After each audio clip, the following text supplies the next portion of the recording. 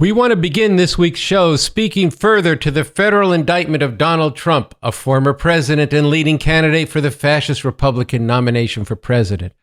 Trump was indicted on 4 charges for what are alleged to be serious crimes in his attempt to overturn the 2020 election, including for actions connected to the attempted coup on January 6, 2021.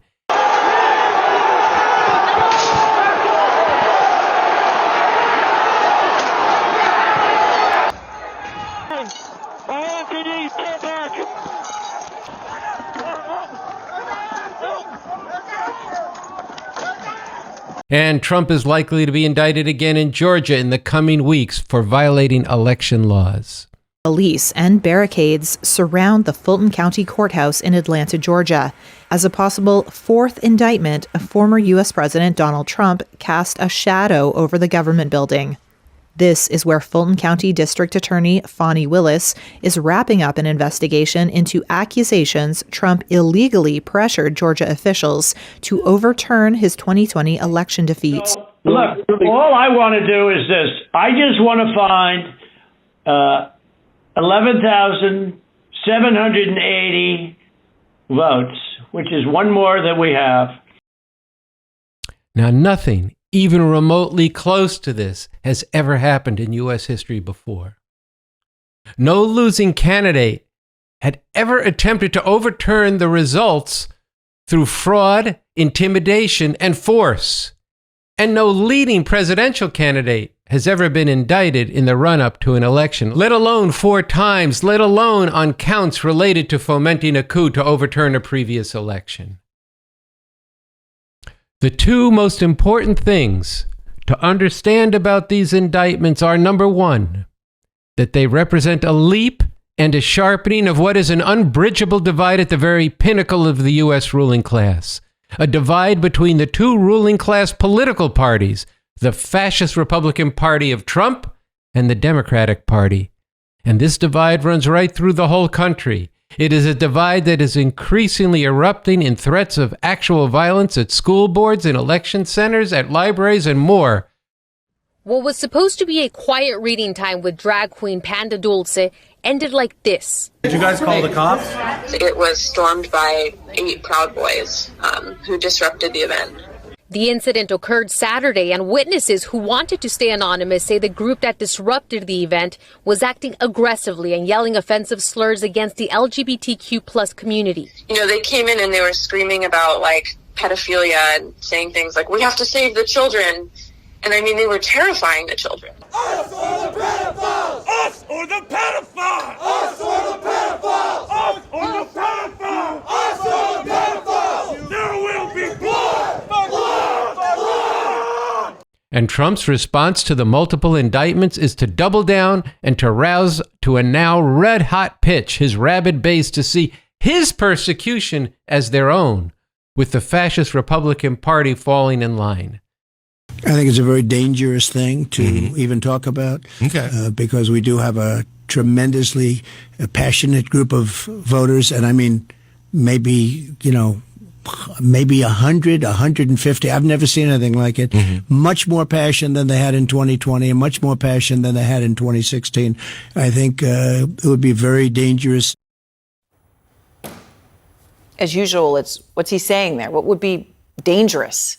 Would be dangerous. Are we talking about violence? The Democrats have made this high-stake indictment of Trump with the election of 2024 looming. They are countering Trump with, and they are counting on, relying on the legal process in the courts. At the same time, they agonize over both their legal and election strategy. The indictments to hold Trump accountable through the legal process of trials will likely give rise to deepening the bitter divide that cleaves the country and will set the stage for increasing confrontation that could erupt into violence. 1857 got behind the Dred Scott decision, which tore this country apart and resulted in a civil war. And that's what I fear now. I fear it could be 5 years, 10 years, 15 years. I don't know. If Donald Trump were to be found guilty by a jury, where do you see this going? Civil war. Civil war. Divide it up because we can't live together, obviously. If somehow they try to stop him from running, saying he lawfully can't run, and pull all the stops there, that won't be a pretty picture. They Gilmore. Gilmore. I agree with you on that. Now, the second crucial and important thing to understand about these indictments is that because of the way that this will sharpen the divide, particularly between the rulers of this country, this can heighten the potential for a revolutionary force that represents a radically better system and a way of life for the masses of people to burst on the political scene, with the potential to geometrically grow in numbers and influence, with the prospect of making an actual revolution to overthrow the capitalist imperialist system we live under and establish a new socialist republic in North America. Recognizing, acting on, and seizing this potential for a real revolution must become the understanding, the concern, and the active work of all who agonize about the future and who yearn for a world fit for humanity. But spontaneously, this is not clear to people. And very immediately, the indictments are heightening the pull that many people feel to cast their fate with the Democratic Party. This is dead wrong and a betrayal of the millions of oppressed within this country and the billions around the planet oppressed and exploited and murdered by U.S. imperialism, whichever party runs it.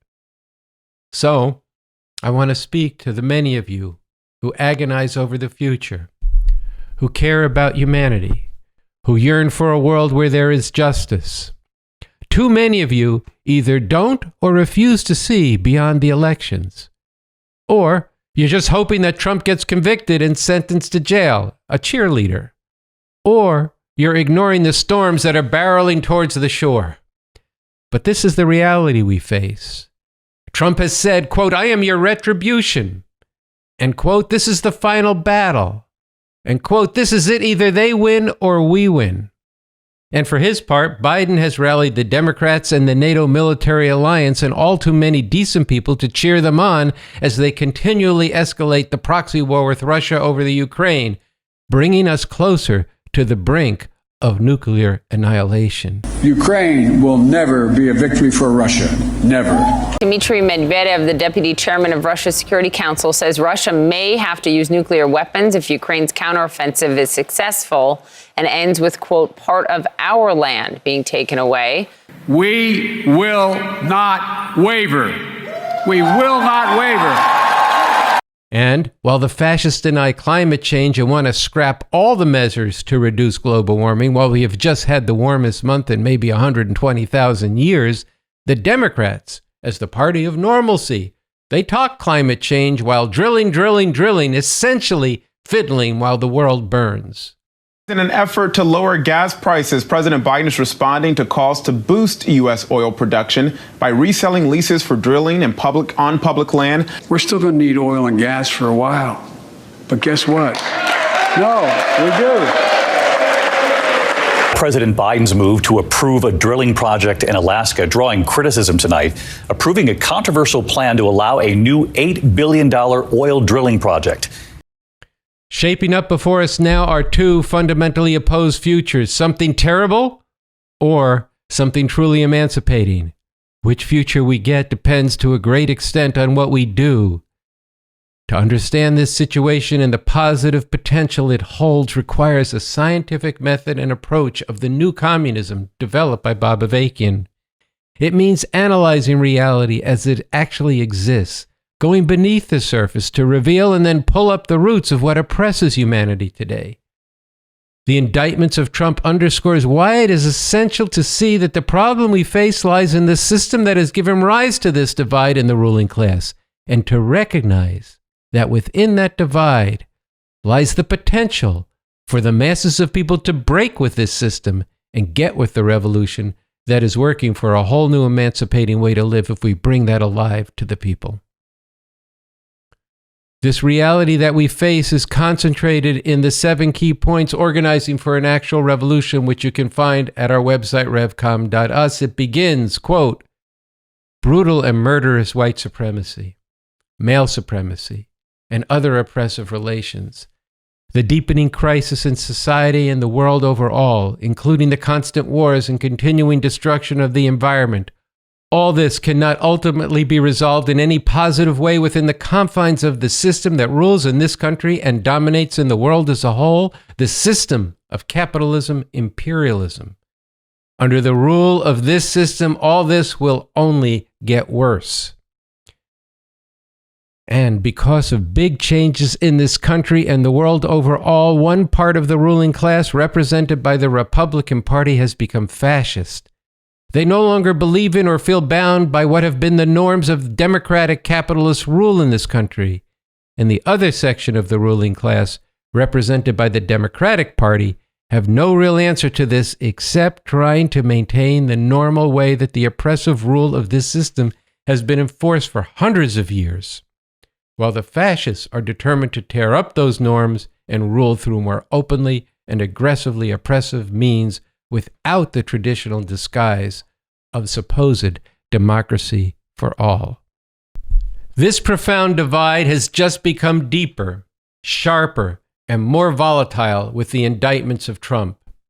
And if the sight of armed fascists at the polling places in Maricopa County in Arizona during the last two elections doesn't portend the future, listen to this drawn from the actual indictment of Donald Trump. One of Trump's senior advisors told one of Trump's co-conspirators, quote, "You're going to cause riots in the streets."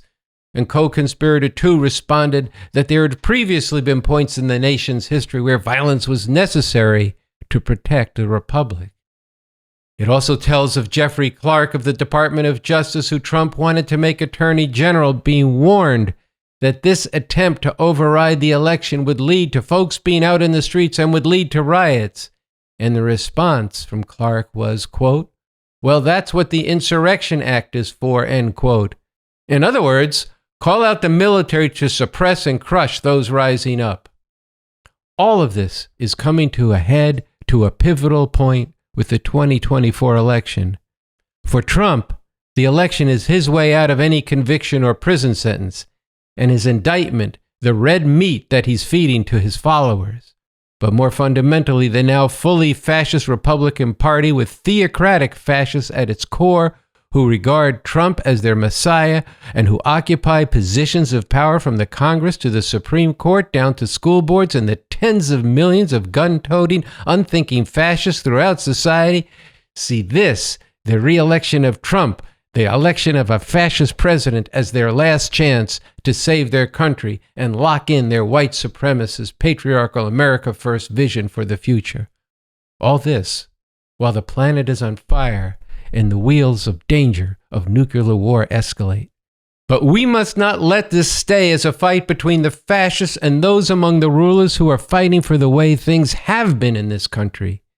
If we let this stay on the terms of this system, then that would be a terrible betrayal of the people of the planet and of the oppressed within the U.S., as well as of future generations whose very existence this system endangers. We need to wage a ferocious struggle against the bourgeois electoral illusions, the BEB, that saturate the decent people. Sitting back and cheerleading the indictments, and then the trials will squander this rare chance to get this system off the backs of humanity. All this underscores the scientific depth and the import of this paragraph from Bob Avakian, which we have read many times on the RNL show. Quote, "As the normal way society has been ruled is failing to hold things together, and society is increasingly being ripped apart, this can shake people's belief that the way things have always been is the only way things can be. It can make people more open to questioning. In a real sense, it can force people to question the way things have been and whether they have to stay that way. And this is all the more likely to happen if the revolutionary forces are out among the people, shining a light on the deeper reality of what is happening and why, and bringing out that there is an alternative to living this way. That alternative is concentrated in the declaration that urgently needs to be seen and taken up now, right now, by thousands. We need and we demand a whole new way to live, a fundamentally different system. A whole different way of living is possible, a whole different way to organize society, with a radically different economic foundation and political system, emancipating relations among people and an uplifting culture, All this oriented to meeting the basic needs and fulfilling the highest interests of the masses of people. And with the urgency the situation requires, we declare and we demand the existing capitalist imperialist system and institutions of government in this country must be abolished and dismantled and replaced by a new socialist system based on the Constitution for the new Socialist Republic in North America.